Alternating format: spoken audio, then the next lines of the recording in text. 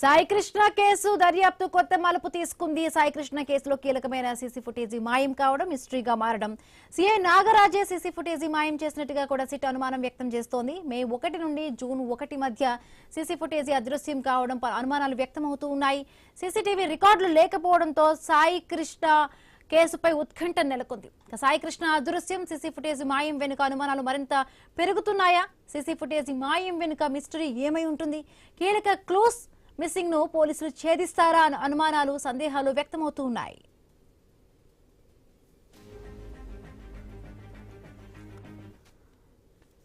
మాట్లాడదాం. విశ్లేషకులు కృష్ణాంజనేయులు గారు జాయిన్ అయ్యారు.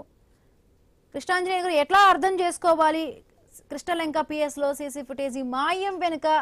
ప్రధానంగా ముందు నుంచి కూడా నాగరాజు పైనే అనుమానాలు వ్యక్తమవుతూ ఉన్నాయి. మిస్సింగ్ వెనుక, సాయికృష్ణ మిస్సింగ్ వెనుక, ఇప్పుడు ఫుటేజీ మాయం వెనుక కూడా ప్రధానంగా ఆయనపై వస్తున్న ఆరోపణలు ఎంత నిజమై ఉండొచ్చు?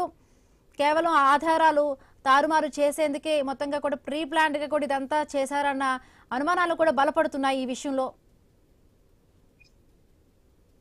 ఇక్కడ ఒక అంశం అండి, ఖచ్చితంగా ఈ లాకప్ డెత్ కు సంబంధించినటువంటి అంశంలో ఆధారాలను తారుమారం చేయటం కోసమే ఈ సీసీ ఫుటేజీలకు సంబంధించినటువంటి మొత్తం ఆధారాలని కనుమరుగు చేశారు అనేటువంటిది బలంగా వినపడుతున్నటువంటి మాట.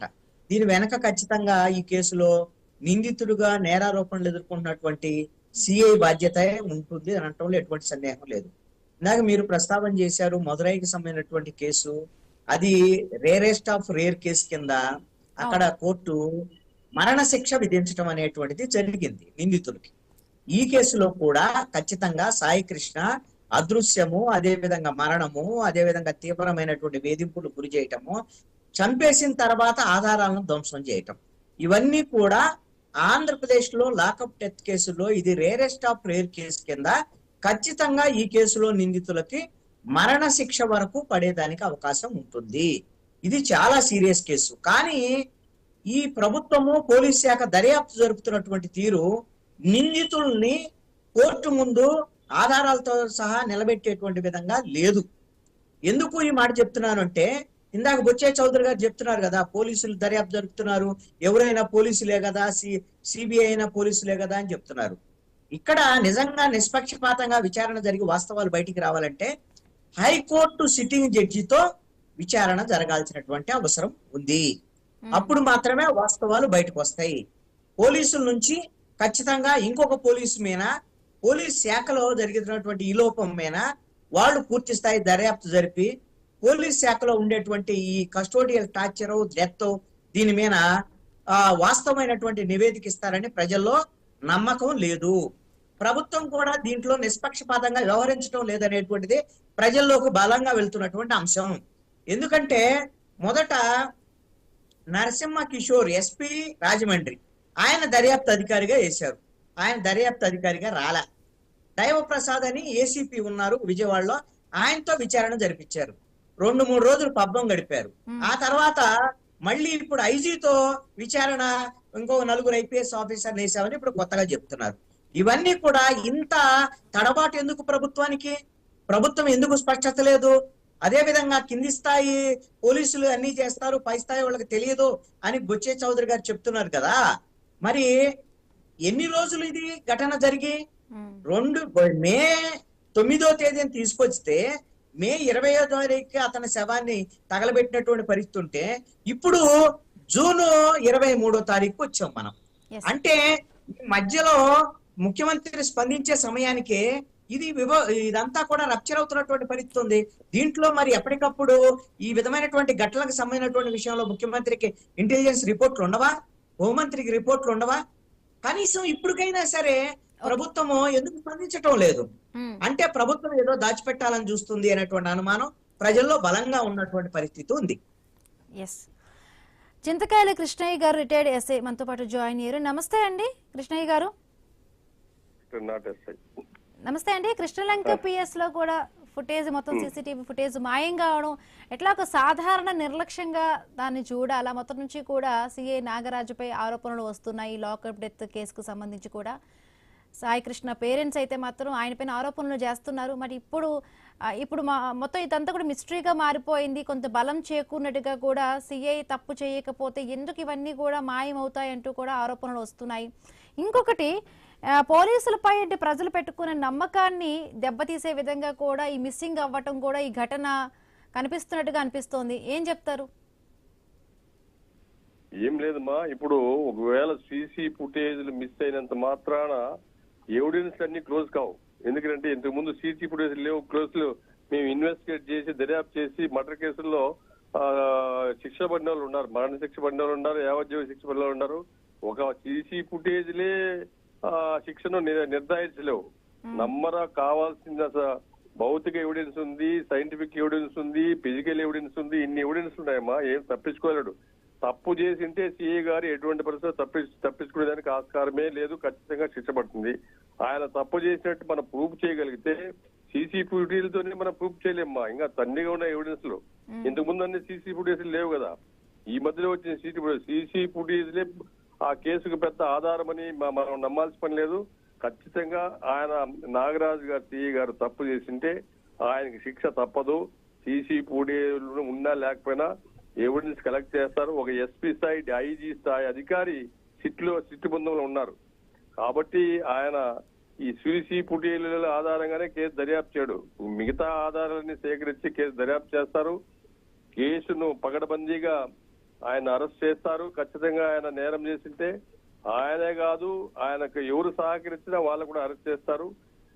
అంటే సాక్ష్యాధారాలతో స్వేచ్ఛాధారాలు సేకరించి వారిని అరెస్ట్ చేస్తారు, కోర్టు పంపుతారు, ఛార్జ్ షీట్ వేస్తారు. ప్రూఫ్ అయితే ఆయన శిక్ష జైలు పోతాడు. తప్పలేదమ్మా, ఇందులో ఏ మాత్రం అనుమానించాల్సిన పని లేదు. ఖచ్చితంగా ఇప్పుడు ముద్దాయి యొక్క కాండక్ట్, సిఐ గారి యొక్క కాండక్ట్ అన్ని చూస్తారు. చూడకుండా ఏం కాదు, మేము చూడకపోయినా కోర్టులో చూస్తారు. కృష్ణయ్య గారు అంటే మొదటి నుంచి కూడా అంటే సిఐ నాగరాజు పట్ల కూడా అంటే దీని వెనక ఎవరో ఉండుండొచ్చు, ఆయనే వెనక ఎవరో చేసుండొచ్చు అని అంటున్నారు. ముఖ్యంగా ఇంకొకటి ఏంటంటే కూడా ఒక సిఐ నాగరాజు పైన కూడా పెడితే సరిపోదు. ఎవరైతే కూడా ఆ రోజు డ్యూటీలో ఉన్నారో మిగతా ఎస్ఐలు కావచ్చు, రైటర్లు కావచ్చు, వాళ్ళపైన కూడా కేసులు పెడితేనే అప్పుడు అసలు నిజం బయటకు వస్తుంది. మధురై, తమిళనాడులోని మధురైలో 2020లో కూడా ఇలాంటి కేసే ఒకటి జరిగితే అక్కడున్న కానిస్టేబుల్ బయటకు వచ్చి చెప్పడం వల్ల, ఒక లేడీ కానిస్టేబుల్ బయటకు వచ్చి చెప్పడం వల్ల 9 మంది పోలీస్ ఆఫీసర్లకి అక్కడ లైఫ్ పడింది, మరణశిక్ష పడింది వాళ్ళకి. రైటే, కరెక్టే. సో ఇప్పుడు ఏం చెప్తారంటే ఇప్పుడు అలా మిగతా స్టేషన్ లో ఉన్న వాళ్ళందరిపైన కూడా పడాలంటారా, పెట్టాలి అంటారా? ఎట్లా నిజం బయటికి రావాలి అంటే ఒక సిఐ పైన పెడితే సరిపోద్ది అంటారా? ఖచ్చితంగా ఎవరు ఇన్వాల్వ్మెంట్ ఉంటే వాళ్ళ మీద కేసు సాక్ష్యాధారాలు సేకరిస్తారు. ఎవరు ఇన్వాల్వ్మెంట్ ఉన్నా, inspector involvement, DSP involvement, CP involvement ఉన్నా కేసు డైరెక్ట్ చేసే ఇన్వెస్టిగేట్ చేసేది ఒక్క ఐజీ అధికారి ఆ చిట్టు బృందానికి అధిపతిగా ఉన్నాడు. ఎవరిని వదలరు, ఖచ్చితంగా సాక్ష్యాధారాలు సేకరిస్తారు. ఆ సాక్షిలో ఎవరు ఇన్వాల్వ్మెంట్ ఉన్నా ఖచ్చితంగా సాక్ష్యాధారాలను సేకరించి వాళ్ళు రిమాండ్ పంపుతారు. రిమాండ్ తర్వాత ట్రయల్ జరుగుతుంది. తర్వాత కోర్టు వారు ఎవరు దీంట్లో ముఖ్యమైన నేరస్తులు ఉన్నారు, ఎవరు ఇన్వాల్వ్మెంట్ ఉంది, సాక్ష్యాధారాలు విచారణ తర్వాత అంటే ఒక రిటైర్డ్ ఎస్ఐగా కూడా ఏం చెప్తారు? మీకు కూడా కుటుంబం ఉంటుంది, ఇవన్నీ కూడా ఉంటాయి. బట్ సిఐ వ్యక్తిగత స్థాయి గల వ్యక్తి ఒక్కరే దీనికి పాల్పడి ఉంటారంటారా, లేకపోతే దీని వెనక ఎవరైనా కూడా ఉండే అవకాశం ఉంటుందా, లేకపోతే ఏదైనా ఒత్తిడి ఉండొచ్చు అంటారా? ఒత్తిడి ఏం లేదు మా, నో ఒత్తిడి. ఒకటి, ఏ పోలీస్ అధికారి కూడా ఒక ముద్దాయిని తీసుకుపోయి చంపేయాలని ఏ పోలీస్ అధికారి అనుకోడు. మామూలుగా పోలీస్ స్టేషన్ పోతాము, 3rd డిగ్రీ ఉపయోగించినప్పుడు కొన్ని నేరాలు ఒప్పుకోకపోతే 3rd డిగ్రీ ఉపయోగిస్తారు. 3rd డిగ్రీ ఉపయోగించినప్పుడు అతనికి మేము పోలీసు వాళ్ళు కొట్టినప్పుడు తలగిన చోట ఏమన్నా తగులుతుంది, అది పోలీసు వాళ్ళు గమనించకుండా వాడిని క్వశ్చన్ పెడతారు, సెల్ల వేస్తారు, వాడిని చనిపోతారు తప్పితే సిఈ గారు కానీ, ఇన్స్పెక్టర్ గానీ, ఎస్ఐ గానీ, కానిస్టేబుల్స్ గానీ ఆ తీసుకుపోయిన ముద్దాయిని చంపేయాలని ఉద్దేశంతో ఏ ఆఫీసర్ చేయడు. ఈ ప్రపంచంలో ఏ ఆఫీసర్ చేయడు. పోలీసు వాళ్ళ మీద ఆ నింద మోపాల్సిన పనే లేదు. మేము చెప్తున్నాను కూడా, యాక్సిడెంటల్ గా వీళ్ళు కొడతాము, కొట్టిన తర్వాత ఎక్కడైతే తగలరాని చోట తగిలినప్పుడు ఓకే అండి. అది అబ్జర్వ్ చేయం మేము. అబ్జర్వ్ చేయకుండా వాడు క్వశ్చన్ పెడతాం చచ్చిపోతాడు. దట్ ఈస్ లాకప్ డెత్ అంటారు అండి. అట్లే జరిగిండొచ్చు లేదా మిస్ అయ్యిండొచ్చు. ఇంకా ఏమి వాడు ఉన్నాడా లేదు కూడా తెలియడం లేదు కదా ఇంకా. ప్లీజ్ మనం రైట్ అండి. థ్యాంక్ యూ అండి కృష్ణయ్య గారు. మాజీ మంత్రి హరీష్ రావు మాట్లాడుతున్నారు. ఇప్పుడు లైవ్ చూద్దాం. మావోడే మంత్రి అయిండు, మాకు సాయం చేస్తాడు, మాకు బలంగా ఉంటాడు అనుకుంటాం. కానీ ఇక్కడ ఏమైపోయింది, రక్షించేవాడే భక్షించేవాడుగా మారిపోయింది. కాపాడవలసిన వాడే రక్షకుడే భక్షకుడైపోయిన పరిస్థితి ఏర్పడ్డది. ఈయన కొత్త నిర్వచనం ఇచ్చిండు. చరిత్రలో ఎప్పుడైనా కూడా రెవెన్యూ మంత్రి అంటే ఇండ్లకు స్థలాలు ఇస్తాడు, ఇండ్లు కట్టిస్తాడు, పట్టాలు ఇస్తాడు, జీవో 59 కింద రెగ్యులరైజ్ చేస్తారు. ఇది జనరల్ గా రెవెన్యూ మంత్రులు చేసే పని.